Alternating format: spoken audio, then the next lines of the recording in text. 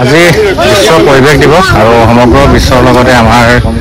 বাহিনীৰ মুখ্য কাৰ্যালয়টো আমাৰ আজি বিশ্ব পৰিৱেশ দিৱসৰ কাৰ্যসূচী হাতত লোৱা হৈছে আৰু তাৰ বাবে আমাৰ সকলোৱে এটি গছপুলি হাতত লৈ আজি গছপুলি ৰোপণ কাৰ্যসূচী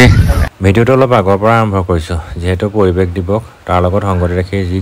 গছপুলিবিলাক আগতীয়াকৈ আনি এঠাইত ৰখা হৈছিল আৰু তাৰ পিছত সকলোকে এটিকৈ গছপুলি হাতত তুলি দি ইয়াক নিৰ্দিষ্ট ঠাইত ৰোপণ কৰা হ'ব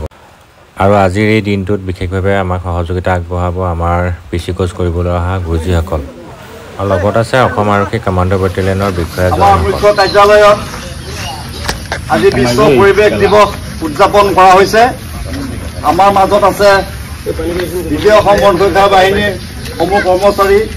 আৰু আমাৰ কামাণ্ডো বেটেলিয়ন আৰু আজি পৰিৱেশ দিৱসৰ কাৰ্যসূচীটো নিৰ্দিষ্ট দৰ্শাৰ বক্তব্য আগবঢ়াই আমাৰ RSI ইয়াৰ পিছতে আমাৰ যি নিৰ্দিষ্ট ঠাই আছে গছপুলি ৰোপণৰ এই ঠাইলৈ যোৱা হয় য'ত আমাৰ গছপুলিবোৰ ৰোপণ কৰা হয় ভাল লাগিছে আমি সকলো একেলগে মিলি আজি এই দিৱসটোৰ অৰ্থাৎ পৰিৱেশ দিৱসৰ যি কাৰ্যসূচীটো আমি ৰূপায়ণ কৰিবলৈ লৈছোঁ আৰু একেলগে যিহেতু আমাৰ মাজত আজি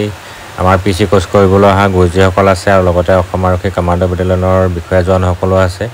একেলগে আমি যি গছপুলি আছে গছপুলিবোৰ ৰোপণ কৰিম যাতে ডাঙৰ হৈ আমাৰ বায়ুমণ্ডল বিশুদ্ধ কৰি ৰাখে